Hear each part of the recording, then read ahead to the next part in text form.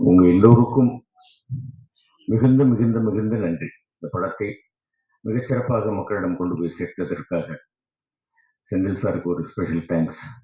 Distribute பண்ணதுக்காக ராம், முருகேஷ், அதுக்கப்புறமா இந்த படத்தில் ஒர்க் பண்ணிய எல்லோருக்கும், சுரேஷ் சார் ஆகட்டும், மகன் ஹரிஷ் கல்யாண் ஆகட்டும், மகள் இந்துஜாவாகட்டும், பிரார்த்தனாவாகட்டும், எல்லோருக்கும், சினேஷ் சார், சுதன் சார், எல்லாருக்கும் என்னுடைய மனமார்ந்த நன்றிகள். இது சொன்னாங்க இந்த மாதிரி இப்போ செந்தில் சார் சொன்னாரு, இன்னும் ஒரு 25 தேட்டர்ஸ் கொஞ்சம் ஜாஸ்தியாக இருக்கு அப்படின்ட்டு. ராயப்பேட்டையில் இருக்கும்போது நான் ஒரு நாள் போயிட்டு இருக்கும்போது பார்க்குறேன், ஏதோ ஒரு தொங்குற மாதிரி ஒரு போஸ்டர், ஒரு கையில் ஒரு கம்பு வச்சுட்டு இருக்கிற மாதிரி ஒரு போஸ்டர். என்ன ஏது அப்புறம் 290 டிக்கெட்டு, ரங்கநாதன் டிக்கெட் தெரியும். ஆனந்த் தேட்டருக்குள்ளே போய் உட்காந்து படம் பார்க்குறோம்.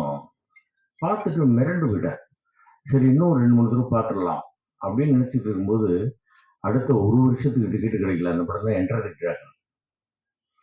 ஆரம்பத்தில் அந்த படத்தை பற்றி யாருக்குமே தெரியல. அதுக்கப்புறமா அந்த படத்தினுடைய பிக்கப் அப்படி இருந்தது. சில படங்கள் அந்த மாதிரி ஆரம்பத்தில் டல்லா இருக்கும், அதுக்கப்புறமா பிக்கப் ஆகும். ஆனால் பார்க்கிங்கை பொறுத்த வரைக்கும் அந்த மாதிரி இல்லை.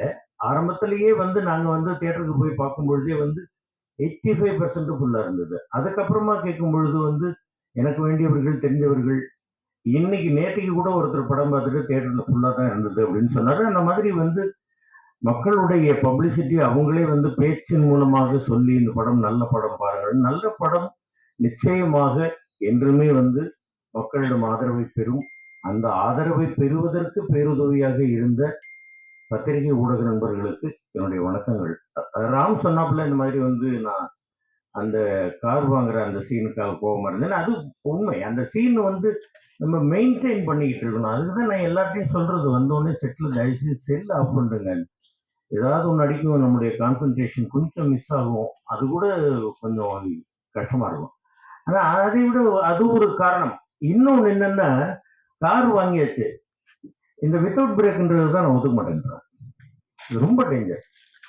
நான் என்ன சொல்றேன், இந்த குழந்தைகள்கிட்ட எல்லாத்தையுமே நான் சொல்றது என்னன்னாக்கா, ஐயா ஒரு மணி நேரம் கூட வேணாம், 1/2 மணி நேரம் எல்லாருக்கும் சாப்பிடுறது விட்டுருங்க.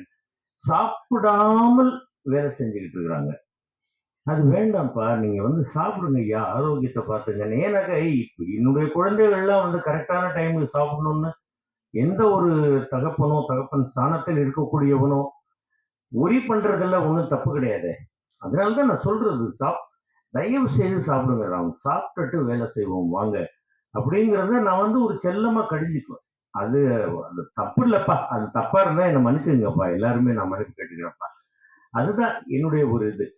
அருமையான ஒரு கதை, நல்ல ஒரு கதை, எல்லா இடத்துலயும் இருக்கக்கூடிய ஒரு பிரச்சனை, ஒரு வீட்டுக்குள்ளேயே இருக்கக்கூடிய ஒரு பிரச்சனை, இதை மிகச்சிறப்பாக படமாக்கி, சுதன் சார்லாம் எப்பவோ ஒரு நாள் வருவாப்புல.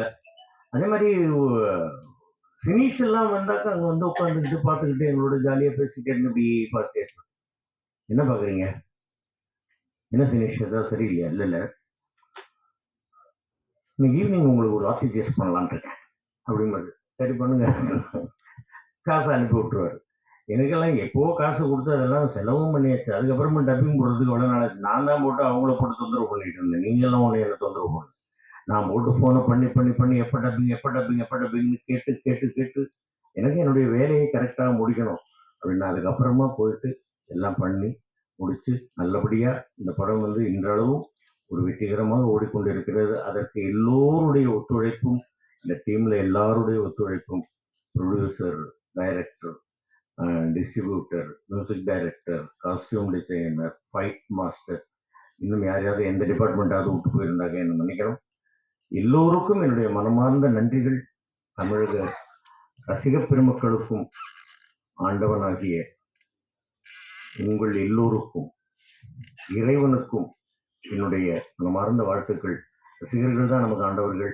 அவங்க இந்த படத்தை மிகப்பெரிய வெற்றி படம் ஆகியிருக்கிறாங்க.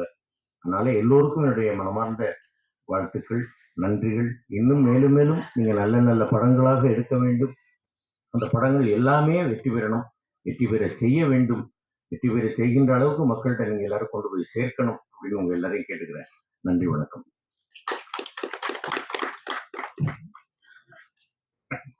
நன்றி சார்.